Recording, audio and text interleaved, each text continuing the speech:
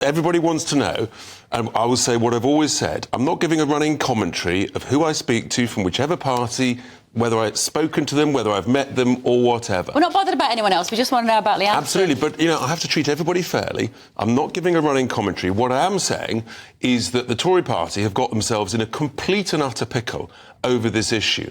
And you just had the clip there of Sadiq Khan. Let's be very clear what's going on here. He is a man who is seeking to divide and smear and label, and ultimately he's looking to suppress debate and discussion. Look, Lee's admitted what he said was clumsy. Yeah. I put out a statement on Monday. Yes, clumsy is right, but actually he speaks, the sentiment of what he was trying to say is actually supported by millions and millions of British citizens who are furious about what's going on our streets. Was he Islamophobic? This debate is all about language, Richard. It is, and the answer to that is quite clearly no. In fact, it's nowhere near. Now, we don't have a legal statutory definition of Islamophobic, but the best one is by the people who first invented the word. It's the Runnymede Trust. And I'll read you what their definition is that they recommend to the United Nations and the British government. A fear, prejudice and hatred of Muslims that leads to provocation, hostility and intolerance by means of threatening harassment,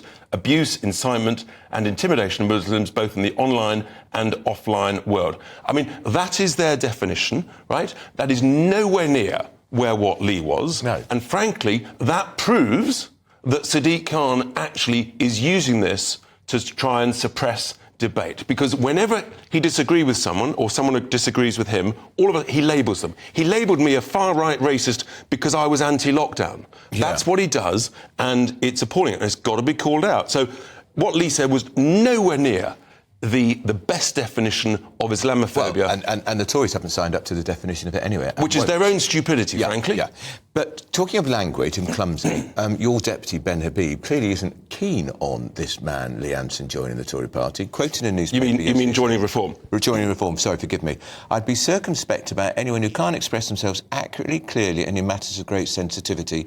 Lee clearly hasn't got a grasp, in my view, of the language required to identify and address the problem. Yeah, look, by everybody's recognition... He doesn't want them in. No, that's actually not the point. The point is, by everybody's recognition, Lee speaks from the heart. And actually, millions of British citizens appreciate that. He just tells it as he sees it. And occasionally you're live on TV, you slightly get the words in the wrong order. What's much more important than hurty-worty words, frankly, is what's going on the streets. Yeah. And whether it's the streets of London or the streets of Rochdale, we are being terrified. I've got candidates being issued with death threats. Yeah. Right? I've had to move my staff out of accommodation.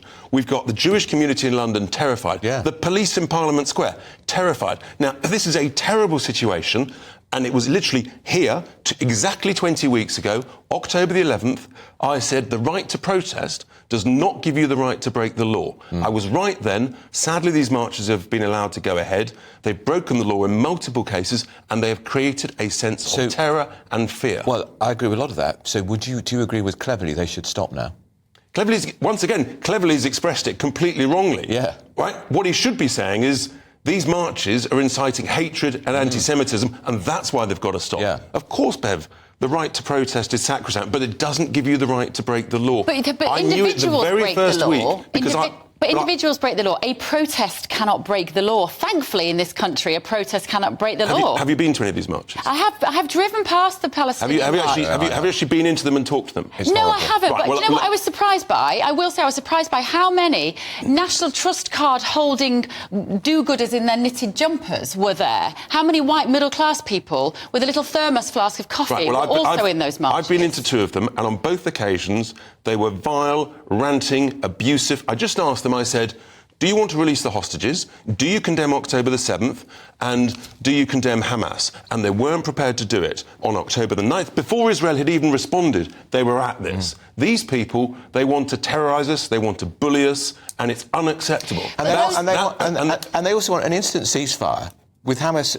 still has huge parts of control. A one-sided ceasefire is called surrender. Yeah. So look, I've been right. I've been proven 110% right on this. The government has been utterly weak. Cleverly's now being clueless with his words, and therefore you're right. But it's not about the right to protest. It's about the right to bully, intimidate, and break the law. And those people should be arrested. Yeah, but we've got to push you, I'm afraid, on this individual who said you can't do a running commentary. Is Lee Anderson going to join Reform UK? No, I'm not giving a running commentary on those discussions. Honestly, Andrew, you want him to? Let's brainstorm the pros and cons. What would the pros be of Lee Anderson joining Reform, do you think, for you? Lee Anderson speaks for millions of people up and down the country who are furious with what's going on and how our security and the whole atmosphere of the country is changing. And that's, in that sense, frankly, the Tory party, I think they've got it completely wrong. But isn't Bennett Ebright, he's a potential liability? That's what you're saying. What might the negatives be? What might the negatives be? Frankly, who knows? But I'm not giving a running commentary. Well, we can discuss what the negatives might be. The negatives might be that some people have taken a headline about Lee Anderson. I'm not discussing that. Some people have taken a headline about Lee Anderson and they'll say, oh, he's the Islamophobic guy. Oh, now he's joined Reform. If they're just splashing around in the shallows of this story, that could reflect badly on Reform. Which is why the definition that I've read out is the important thing to focus on.